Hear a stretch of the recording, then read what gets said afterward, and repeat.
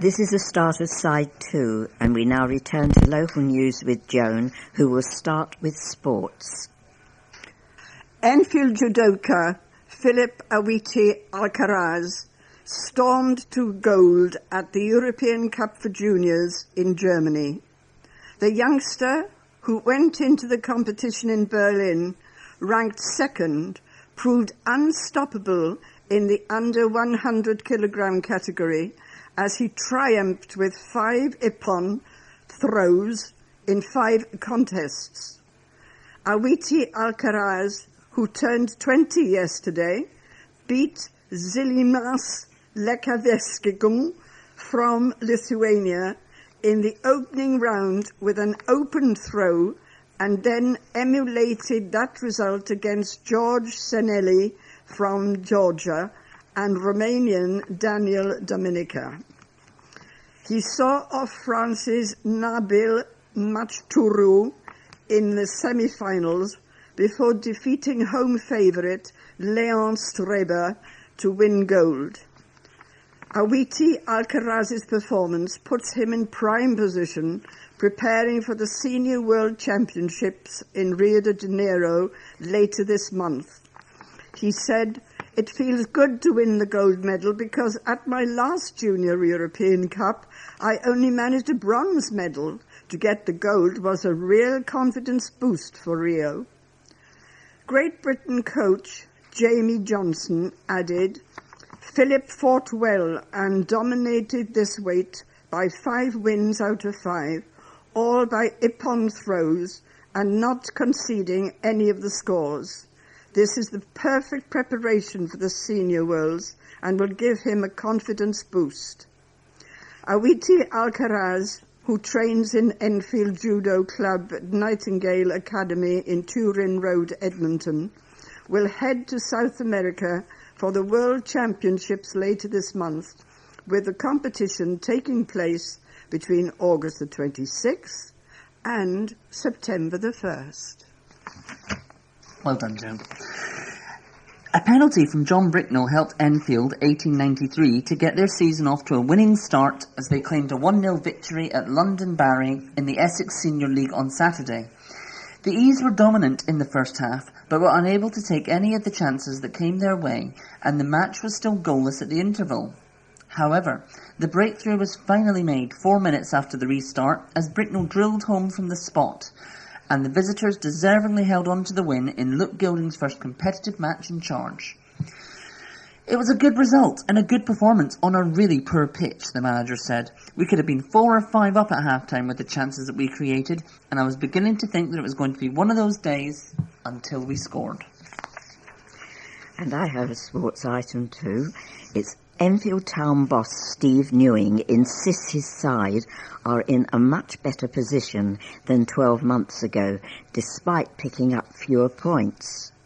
The Towners won their first 2 games in the Ryman Premier Division last season, but only managed 3 points from their openers this campaign. But Newing, whose side finished 16th last season, said, "There is a better feeling around the place and plenty of room for optimism. I think we're in a much better place squad-wise, and the lads who played last season have learnt a lot about what is required at this level. The performances this season are far better than they were last year. We had 6 points at this stage last season, but we didn't deserve it. This year we've picked up 1 win, but we could have easily come away with 4 points." Now I have a letter from Ivy Beard of Littlebrook Gardens, Cheshunt. "I was interested to read the report, MP critical of lowest ranked hospital, in the Enfield Independent of August the 7th, referring to the Friends and Family Survey, their report on Chase Farm Hospital. To be fair, worse in the country is not fair. The Patient Association has criticised the method used in reaching all the conclusions. These scores may not even relate directly to patient care. The hospital is under threat of losing its major services in the near future. This might explain the reason why some may not recommend it to friends or family. It seems a day doesn't go by without an attack on the NHS and how it needs to change in order to survive. And we all know what kind of change is being referred to. The reports about the private surgery centre at the Lister Hospital in Stevenage looks far more alarming, with a cost of £53 million to reinstate it to the safety of the NHS. The Royal Free classed amongst the worst with a score of 43 from 164 responses. So is the Royal Free, a Foundation Trust hospital suitable to take over both Barnet and Chase Farm Hospital's management? My own experience at Chase Farm has been excellent, in common with many other people who have written to the local press with their gratitude. It does make you wonder why there are these proposals to remove these valuable major services from Chase Farm Hospital, where so clearly they are needed and in great demand, with a fast-growing population which was previously underestimated. And I have a letter from Joan McCartney, the Labour London Assembly member for Enfield and Haringey. The Mayor of London's Office for Policing and Crime, MOPAC, has published a leaflet entitled "We're Improving the Way We Police Your Neighbourhood." It helpfully states, "We're putting 2,600 more police officers onto the streets of London."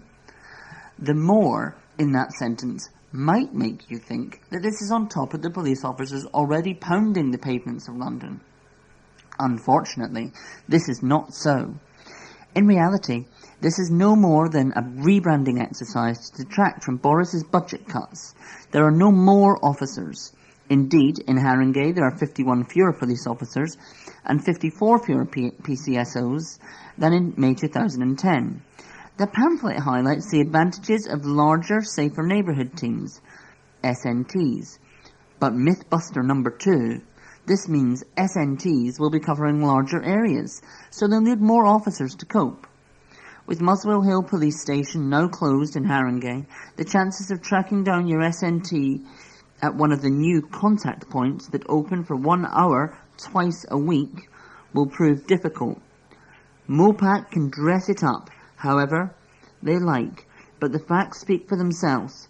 Police numbers are down, Muswell Hill Police Station has closed in Haringey, and morale amongst Met officers is at an all-time low. I can't see how that is an improvement in how our neighbourhoods are policed.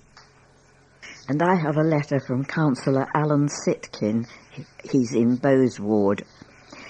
Councillor Martin Prescott's rant in your paper, Letter Advertiser, August the 7th, was misleading. Firstly, he suggests that local unemployment only shot up after 2010, but that's wrong. Enfield's industrial base has suffered since the 1980s, partially because nothing was done by a series of incompetent Tory administrations, some of whom included Mr. Prescott. Secondly, Mr. Prescott appears to be ignorant of the great things that Enfield's hard-working regeneration team is doing now to rebuild our economy. Examples include the British gas deals, millions in new inward investment, and linking council purchases to local suppliers and jobs. These actions are all having a positive effect on local employment. Lastly, he invents some gobbledygook that we are anti-enterprise. But that's silly. The truth is that under this Labour administration, Enfield is open for business, and Enfield is doing business. Busking in some of London's iconic squares and landmarks can be quite a lucrative gig for cash-strapped musicians. With licenses for the most popular spots in high demand, a Winchmore Hill singer-songwriter has leapt at the opportunity to win a coveted slot as part of this year's Big Bust competition. After sailing through the video audition, which saw 4,500 musicians submitting entries for the talent show, Phil Crocker, 23, of Wades Hill, now has to battle 250 other hopefuls and convince travellers in London it should be his soulful piano playing lifting their mood as they step off the tube in the bustling throng of the city. Despite the lowbrow reputation of some talent shows, Phil feels that taking part in this competition is a great way to get his music noticed, particularly as another part of the prize is free studio time in a top recording studio. At the moment, I feel that talent shows are one of the best ways for new singers-songwriters to get out there. Phil, who went to Latimer School in Edmonton, told the Advertiser. Quite a lot of time, people are just going on things like the X Factor and Britain's Got Talent for the exposure and to meet like-minded people, he said. Philip believes he has an edge over his rivals because he is already something of a seasoned performer with a string of gigs under his belt at renowned music venue The Bedford in Balham, southwest London. Closer to home, he is known to residents for dragging his electric piano up onto Winchmore Hill Green for an impromptu performance as part of last year's N21 festival.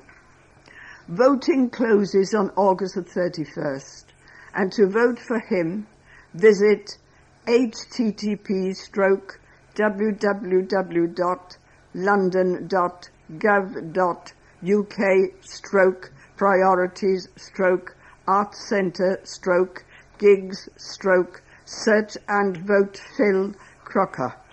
For delights and details of Phil's upcoming performances, follow him on Twitter @officialpuffile.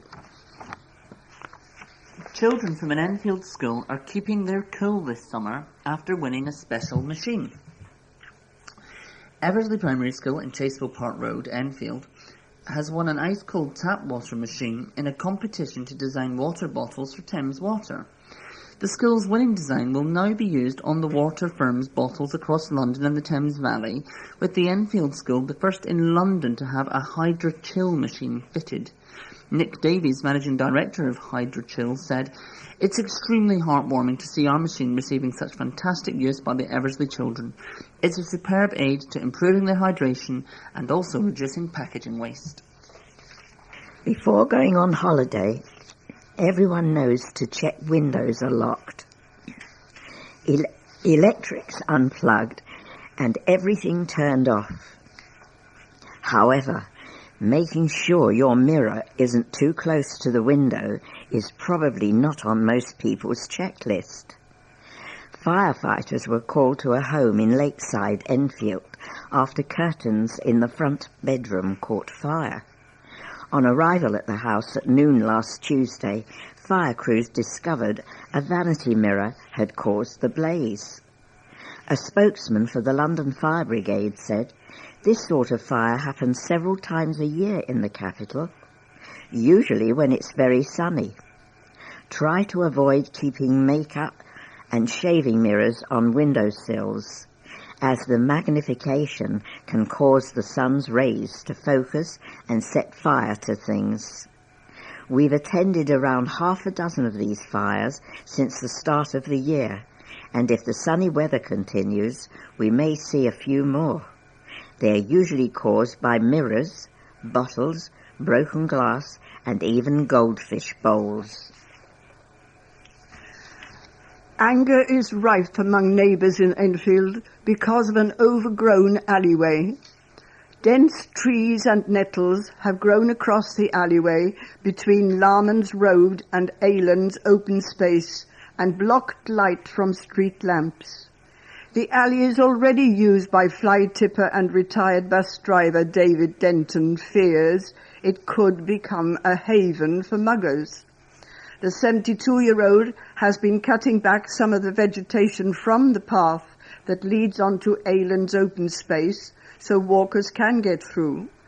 but feels Enfield Borough Council has neglected its duty to maintain the footpath. Mr. Denton says, "We've been left hung out to dry at this end of the borough. It's a sad state of affairs and a disgrace that the pathway's been left like this. A hell of a lot of people use this walkway, especially kids going to Lee Valley School every day during term time. There's rubbish everywhere. The overhang on both sides has left the street lights redundant, and I recently cut a walkway so people could get out at the end of the alleyway onto the open space." Shari Rizal, 26 of Aylands Road, is also concerned by the thick greenie that has engulfed the alleyway. She said, "My son doesn't know what nettles are and could easily be stung by them as they're all over the path. It is very dark even during the daytime, but at night time it becomes a whole lot worse." An Enfield Borough Council spokesman said, "Enfield Council is committed to maintaining its open spaces and keeping the borough clean and tidy. We carry out routine maintenance of this footpath throughout the year to ensure it is clear and safe for residents to use, and a team of council workers is due to visit this location before the end of the week to cut back vegetation and carry out routine maintenance work. We take residents' concerns extremely seriously, and in order to allay any fears people living nearby may have about their safety, we have also asked the local police Safer Neighbourhood team to patrol the area." A children's charity is calling for businesses in the borough to contribute to its calendar to help raise £100,000. The Children's Society is offering companies the chance to sponsor a month of its 2014 calendar, which will be sold in its shops. The charity, which has a shop in Chaseside, Enfield, hopes to raise the money to help support its work with disadvantaged children across the country. Manager Patricia Cook said, "Involving local businesses in our work to improve disadvantaged children's lives is important to us. We hope that the community will also support the Children's Society by purchasing the calendar when it is available in our shop from November. All funds raised by the calendar will go towards our work supporting children across the country, including those living in poverty and runaways, to help improve their lives."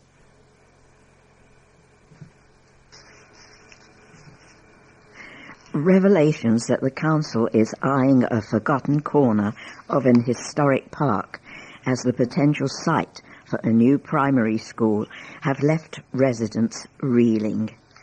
As part of Enfield Council's primary expansion programme, proposals have been mooted to build a new two-form entry school beside tennis courts adjacent to Grovelands Park in the Bourne, Winchmore Hill. According to a statement on its website, the council is also hoping to use an overgrown brownfield site beside the Priory Hospital, currently owned by Thames Water. Although council bosses have stressed that at this stage the plans are merely concept proposals, residents living close to the park, which has been labelled at risk by English Heritage, are joining forces to block any development that might harm the landscaping of the green space. Planning bosses say that plans for the primary will see the school building designed to look like a folly in keeping with surrounding buildings. But residents fear intensive development could ruin the parkland permanently.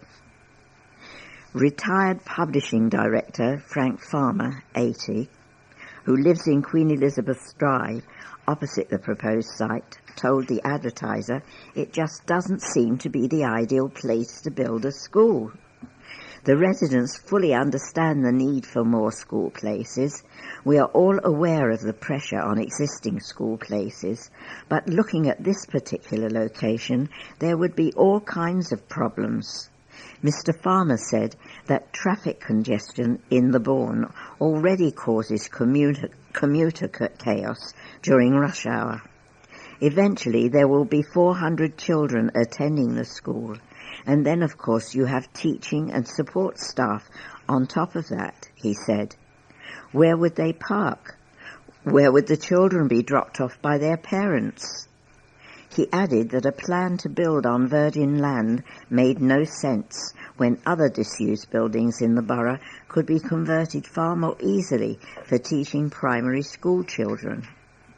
The council's cabinet member for children and young people, Aoife Oren, defended the plans to build on the land, saying the council has an opportunity to both improve its fantastic green spaces and provide additional school places that are needed in this area. We have been listening to parents trying to access places in their most local primary schools. By considering options for locating a school in Grovelands Park, we are showing our commitment to providing local schools for local children. The future is looking rosy for a student at an Enfield Horticultural College after he picked up a national award.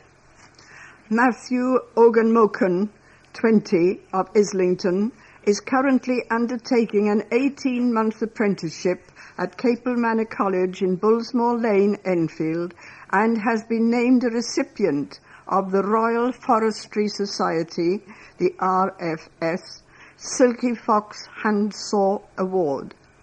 The award is presented to 22 exceptional students at colleges around England and Wales, and was introduced in 2012 to recognise students who show the most promise.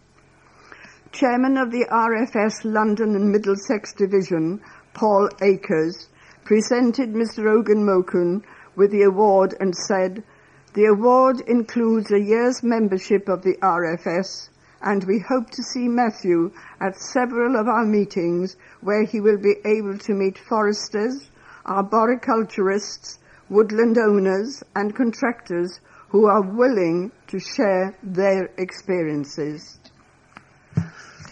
Reporting problems such as potholes or fly tipping in Enfield has now been made easier as a new initiative is launched.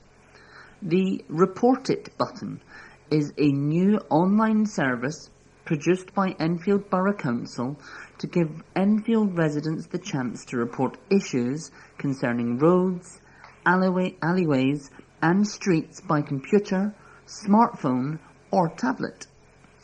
The service on www.enfield.gov.uk means locals can complain about problems in Enfield and an officer will survey the issue and repair the problem within 28 days.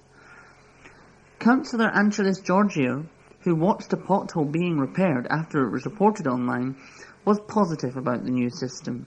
He said, "If anyone hears about or sees a problem anywhere in the borough that needs attention, whether it's a pothole or an issue with the street lights, pavements, bushes or trees, they just go online to the Report It section, fill in a few details, and we do the rest." Chins up, sit-ups and step-ups will be the order of the day in an Enfield park when new equipment is put in. As part of a £15,000 project by Enfield Borough Council, trim trail equipment will be installed in Albany Park in Hertford Road. We'll have new outdoor gym facilities. Chairman of the Friends of Albany Park, Gina Needs, said, "The Friends of Albany Park welcome Enfield Council's investment with the new trim trail equipment, which will encourage people of all ages to visit the area and try it out. It's fun and free, and we believe it will encourage more people to come to Albany Park and see for themselves what their local green space has to offer." Councillor Chris Bond, who is responsible for parks at Enfield Council, said, "This project gives park users the opportunity to get fit and stay active and support the Council's wider aims of promoting a healthy lifestyle. We want to make sure as many people as possible use our parks, and one way of doing that is by making sure we offer a wide range of diverse and interesting activities for people of all ages to enjoy. Park users will be consulted on the plans before they are finalised." Calls to allow drivers to park on double yellow lines have been dismissed by Enfield Council's Environment Chief. Earlier this month, Secretary of State for Communities and Local Government, Eric Pickles, said that drivers should be allowed to park for free on double yellow lines in town centres for up to 15 minutes. Pickles said this would help wrest trade from large out-of-town shopping centres, make it possible for more of it to be in absolute town centres. Local government Brandon Lewis added, councils now need to play their part in reining back in the overzealous culture of municipal parking enforcement. However, Enfield's cabinet member for the environment, Chris Bond, told the Advertiser, double yellow lines are there for a purpose. They're there for safety and to allow free flow of traffic. If you park on double yellow lines, then common sense would tell you that it becomes dangerous. Mr. Bond said that introducing such a scheme would risk people's safety. But he added that the council is always open to reviewing the sites of double yellow lines of residents if they ask the local authority to look again at where a specific traffic restriction is located. Artists have turned a disused shop into an impromptu gallery with a pop-up exhibition. Dan Mayer, who created the Creative Exchange Network, has ambitions to put Southgate, Palmer's Green and Winchmore Hill on the artistic map by using deserted shops to put the heart back into the centre of the high street and make a positive impact on the community. The window-only exhibition is expected to run until Saturday.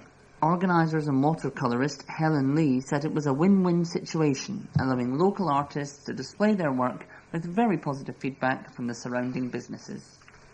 We have reached the end of our programme for this week. Thank you for listening. So from the team of Joan, Rod and myself, Lilian, with Cassandra and Colin on controls, it's cheerio, Bye-bye. Goodbye. Bye-bye. Please remember to turn over the address label in your postal packet, put the cassette into the packet and return it to us as soon as possible in readiness for the next edition. The Enfield Talking newspaper will be with you again in 1 week's time.